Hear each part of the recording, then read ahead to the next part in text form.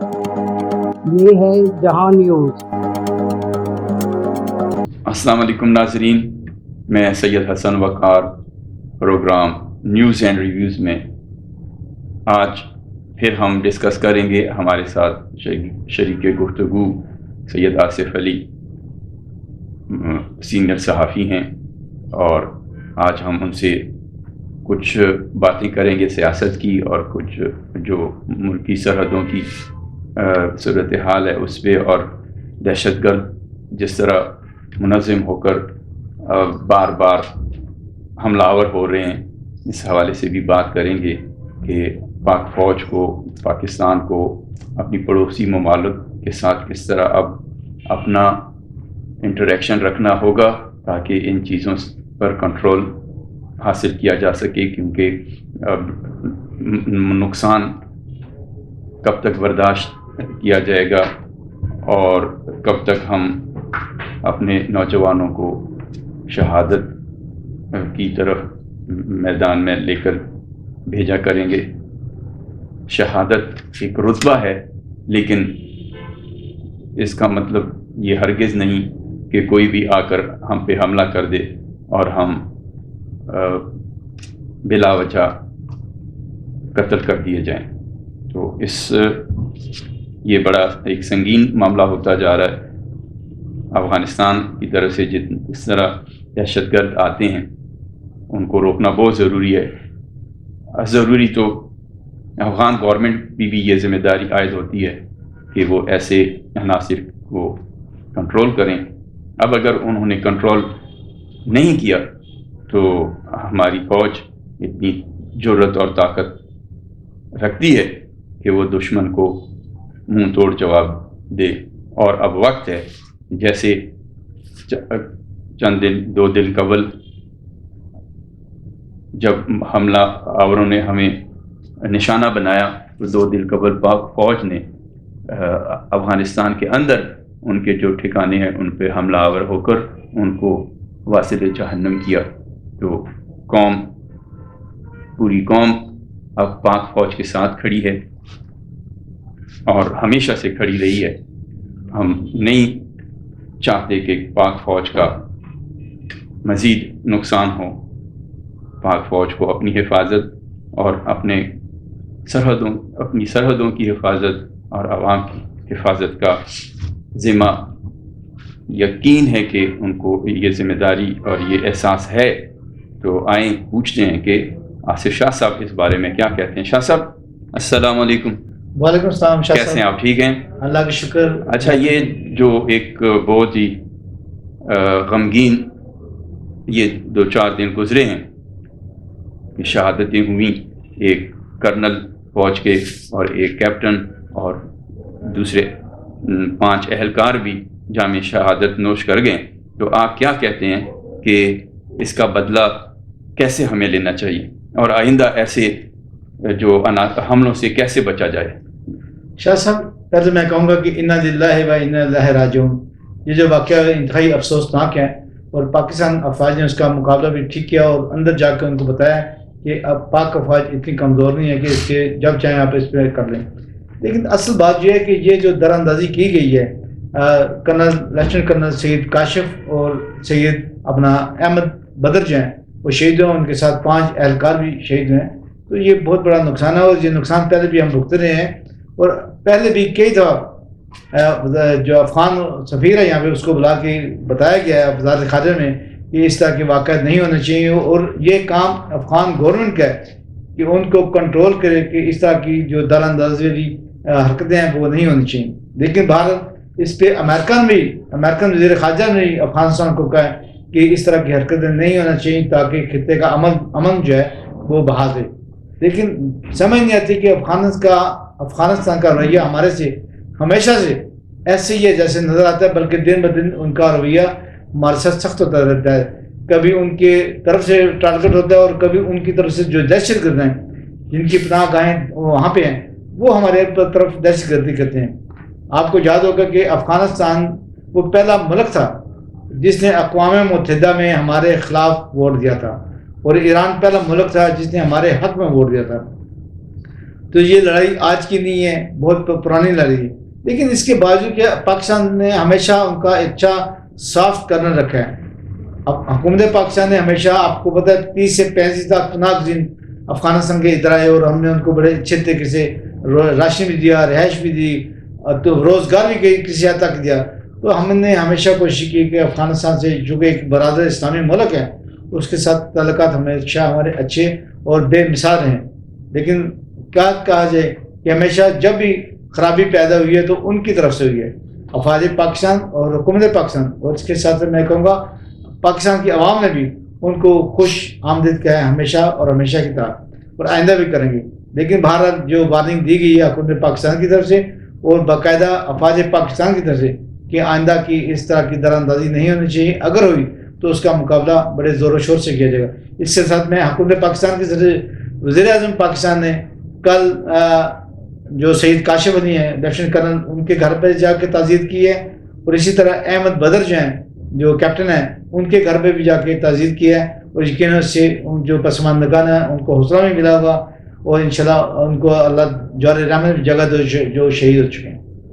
اچھا، آپ نے ذکر کیا پناہ گزینوں کا، تو اب پناہ گزینوں کی جو صورتحال ہے، اتنے سال سے پاکستان ان کو یہاں پناہ دیے ہوئے ہیں. یہ پناہ گزین تو اب نہیں ہے، یہ تو پاکستانی شہری بن گئے. لیکن اب ان نگران حکومت نے ان پہ تھوڑا سا زور ڈالا کہ یہ واپس اپنے ملک چلے جائیں، کیونکہ اب ان کے یہاں رہنے کا کوئی جواز ہی نہیں ہے. ایسا ہی وہ اس لیے کہ وہاں اسلامی حکومت قائم ہو چکی ہے اور وہاں امن ہے، وہاں اسلام کے نظام کے تحت تمام یعنی پرسکون ماحول ہے، کوئی دہشت گردی، کوئی ایسا ان کو کوئی خطرہ نہیں ہے. تو ان کو اب اپنے ملک واپس جانا چاہیے. اس سے بہتر حالات تو نہیں ہو سکتے. افغانستان میں خوشحالی بھی ہے، نہریں وہاں کھودی جا رہی ہیں، بڑی ترقی ہو رہی ہے. یعنی کہا یہ جا رہا ہے کہ پاکستان سے زیادہ بہتر وہاں معیشت ہے اور وہاں شہر آباد ہیں، لوگ شہری جو ہیں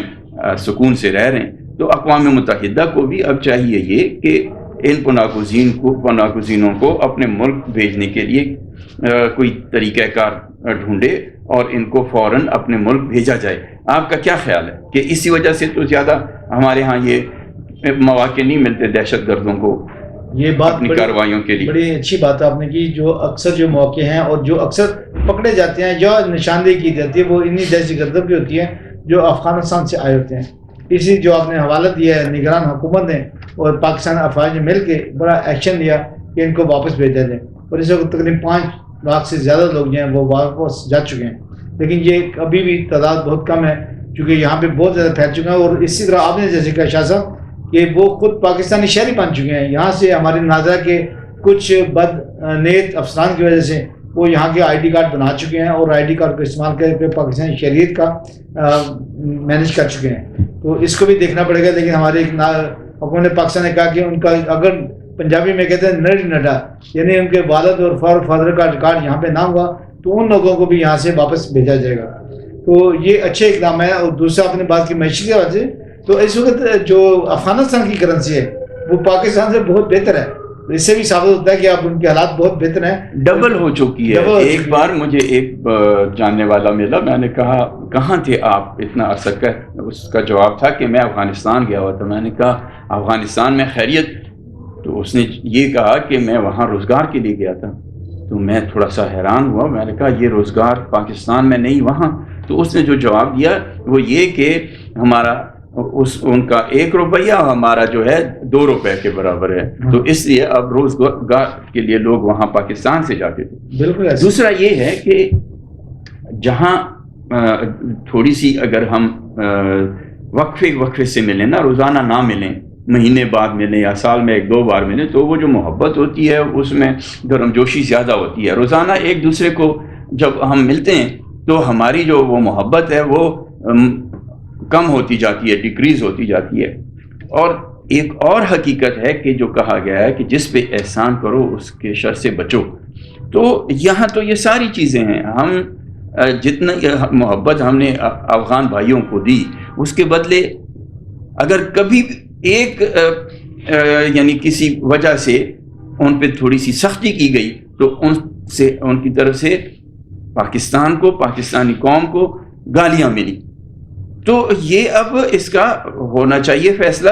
یہ افغانستان کے جو باشندے ہیں ان کو پاکستان سے جلد از جلد منتقل ہونا چاہیے. اس کے لیے ہم اقوام متحدہ کو ہی گزارش کریں گے کہ یہ اب پاکستانی تو نہیں ہے, یہ تو 4 اشروں کا جو ہے مدت گزر گئی ہے, ٹائم گزر گیا, تو اب ان کا علاج ہونا چاہیے.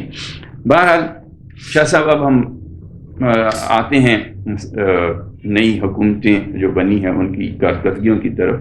کل وزیر اعلیٰ پنجاب نے کابینہ کے اجلاس میں میاں نواز شریف صاحب کو بھی بلایا اور میاں نواز شریف صاحب نے وہاں ان کی تعریف بھی کی رمضان پیکج کے حوالے سے, اور چند اور معاملات ہیں اس پہ انہوں نے پوری ٹیم کو اور اپنی بیٹی کو بھی شاباش دی. لیکن ساتھ یہ گلہ کیا کہ آخر کب تک یہ IMF ڈو مور کا تقاضا کرتا رہے گا اور حکومتیں جو ہیں وہ بجلی یا پیٹرول میں یا گیس کی قیمتیں بڑھاتی رہے گی. تو لگتا یہ تھا کہ میاں صاحب کے دل میں درد ہے کہ یہ ایسا نہیں ہونا چاہیے کہ IMF جو ہمیں کہے وہ ہم فوراً مان لیں. تو کیا اس کا متبادل کیا ہے؟ بڑی اچھی بات کی میاں نواز شریف نے, جو کہ کل کابینہ کی سرپرستی کر رہے تھے, ان کی سرپرستی میں اجلاس ہوا. بڑا اچھا انہوں نے کہا کہ مریم نواز کو کہ کب تک یہ گیس, پیٹرول اور بجلی کی قیمتیں بڑھتی جائیں گی اور IMF کے کہنے پہ ہم بڑھاتے جائیں گے. لیکن اس کا حل جو میاں نواز شریف نے بتایا کہ جو پیسے ہم قیمتیں بڑھا کے دیں گے, ٹیکس لگا کے دیں گے, اس سے بہتر ہے کہ وہ جو قیمتیں ہیں, جو رقم ہے وہ ہم کسانوں کو دیں, وہ اپنے سولر ٹیوب جو ہیں سولر پلیٹوں میں لگائیں تاکہ اس میں کو تھوڑی سی بچت ہو سکے.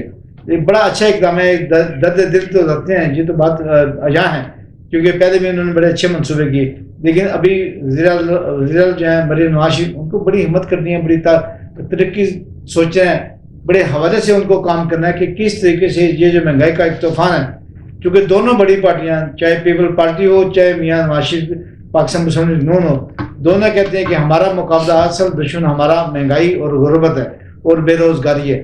اس کے خاتمے کے لیے اقدامات کرنے چاہیے. اور کل ایجنڈا دے دیا میاں محمد نواز شریف نے مریم نواز کو کہ وہ اس مہنگائی کو کم کریں اور کوشش کریں کہ کسی طریقے سے غریب عوام کا بوجھ کم ہو پیٹرول, گیس اور بجلی کے بلوں پہ سے. اور اس کا حل انہوں نے فی الحال جو فرسٹ اسٹیپ پہ یا فرسٹ فیز پہ بتایا, وہ یہی بتایا کہ سولر پلیٹیں جو ہیں وہ کسانوں کو دی جائیں تاکہ کسان اپنے ٹیوبویل کے ذریعے ایک بڑی جو بچت ہے بجلی کی وہ کر سکتے ہیں. اس طرح بڑی بات ہے حکومت جو کر رہی ہے اقدامات, اس سے تو یہ ظاہر ہو رہا ہے جیسے ملک میں کافی سرمایہ ہے. اب جیسے کل انہوں نے یہ بھی تجویز پیش کی ہے کہ لاہور میں انڈر گراؤنڈ ٹرین کا منصوبہ تیار کیا جائے, اس کے لیے بھی بات انہوں نے کی ہے.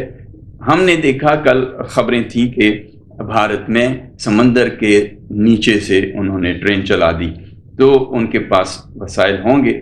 اب ہم نے اپنے وسائل کو دیکھنا ہے کہ آیا یہ جو کس سے پیار نہیں ہوگا, کس کو اچھا نہیں لگے گا کہ ملک پیرس بن جائے, لیکن آیا ایسی جو وہ پالیسی یا سوچ ہے اس کے لیے امپلیمنٹیشن کے لیے وسائل کہاں سے آئیں گے.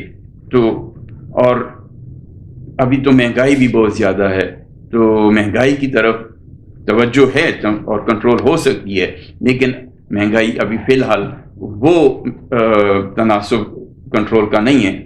10%, 5% مہنگائی کنٹرول کرنا کوئی بڑی بات نہیں ہے. تو آپ تھوڑا سا اگر اس بارے میں کوئی سجیشن دیں کہ وفاقی حکومت کو اور صوبائی حکومتوں کو کیا کرنا چاہیے. شاہ صاحب میں ایک اور بات آ گئی تھی, الیکٹرک جو بائکس ہیں وہ بھی شروع کرنے کا ان کا پروگرام, تاکہ پیٹرول پہ کم سے کم انحصار ہو اور ہماری جو گاڑیاں ہیں, بسیں ہیں اور اس طرح ہماری جو بائکس ہیں وہ الیکٹرک پہ چلتے ہیں. لیکن وہی بات آپ کریں گے کہ اس کے لیے بجلی کہاں سے آئے گی. بھارت یہ بڑے منصوبے ہوتے ہیں اور جو سی پیک کا منصوبہ ہے اس میں بہت سے منصوبے بجلی پیدا کرنے کے لیے ہیں. لازمی ہم دیکھیں گے جب سی پیک کمپلیٹ ہوگا تو اس میں جو بجلی کے کارخانے وہ بافر مقدار میں اور بڑی مقدار میں بنیں گے, اور انشاءاللہ 2023 تک جو پہلا فیز تھا سی پیک کا وہ اگر کمپلیٹ ہو گیا وقت پہ تو ہمیں نظر آئے گی کہ مہنگائی بھی کم ہوگی, بے روزگاری بھی کم ہوگی اور اس طرح غربت کا مقابلہ بھی کیا جاتا ہے. جیسے کہ ہم نے مثال دی انڈیا کی, انڈیا نے انڈیا سے دبئی تک انڈر جو سی ہے وہ ٹرین چلا دی ہے. یہ ایک بڑا اچھا اقدام ہے ان کا, لیکن اس میں آپ دیکھیں گے اس میں بہت ہیوی خرچہ ہے. لیکن یہ اس طرح کے جو پروجیکٹ ہیں اس میں بیرونی قرضے شامل ہوتے ہیں, بیرونی امداد شامل ہوتی ہے. اب ان کا جو سفر ہے انڈیا سے دبئی تک زیر سمندر وہ صرف 2 گھنٹے کا رہ جائے گا, لیکن اس سے وہ 2-3 فائدے لیں گے. ایک تو ان کی ٹرین چلے گی, دوسرا ساتھ سے اس کے پائپ لائن بھی چلے گی جس سے پانی جو ہے وہ انڈیا سے یو اے جائے گا اور یو اے سے پیٹرول جو ہے وہ انڈیا کو آئے گا. تو یہ ایک پروجیکٹ سے 3-4 فائدے اٹھائے جا سکتے ہیں. ہم کیوں نہیں اٹھا رہے یہ فائدے؟ آپ بھی تو کچھ کریں نا کہ وہ ایران سے پائپ لانی ہے, ہاں وہ لا سکیں. وہ اب بالکل آپ نے بڑی اچھی بات کی. آپ میں یہ جرت ہونی چاہیے, آپ پہ امریکہ کا دباؤ نہیں ہونا چاہیے. آپ بھی تو کر سکتے ہیں. آپ دباؤ میں آتے ہیں کبھی امریکہ کے کبھی پڑوسیوں کے. لیکن دبئی پہ کوئی پابندیاں نہیں ہیں اور نہ ہی انڈیا پہ کوئی پابندی ہے. لیکن ہمارے یہاں مقابلہ ہے ایران کا. ایران کے ساتھ گیس پائپ لائن بچ چکی ہے اور اس میں بڑی پابندیاں امریکن کی طرف سے ہیں, UN کی طرف سے ہیں. لیکن اس کے ساتھ ساتھ جو ابھی حل نکالا گیا چند ماہ پہلے, چند ہفتے پہلے, کہ وہاں سے مال کے بدلے مال ہم دیں گے, اس کو پیسے نہیں دیں گے.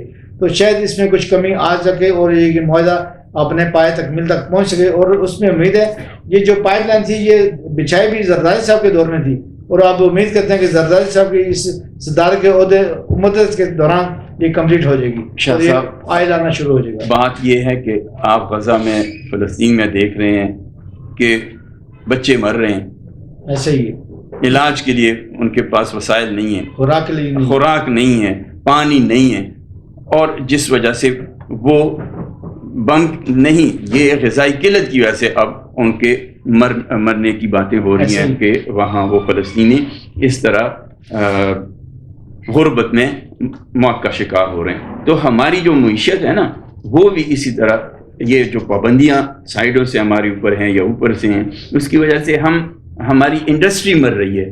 ہمارے پاس گیس نہیں ہے, انڈسٹری ختم ہو رہی ہے. ہمارے پاس بجلی مہنگی ہے, انڈسٹری کا نقصان ہو رہا ہے. ہمارے پاس پیٹرول نہیں ہے. اگر ہمارے پاس پڑوس سے یہ چیزیں ہمیں, یعنی پڑوسی کے کام آتا ہے نا. ایک پڑوسی آپ کو کہہ بھی رہا ہے کہ جی یہ آپ ہم سے یہ چیزیں لیں اور آپ کو ضرورت ہے اس کی, ہم آپ کو یہ اس طرح بھی دے سکتے ہیں. یہ بھی تمام معاملات طے ہو سکتے ہیں. ہم نہیں لے پا رہے تو پھر اب ہم کیا کریں گے؟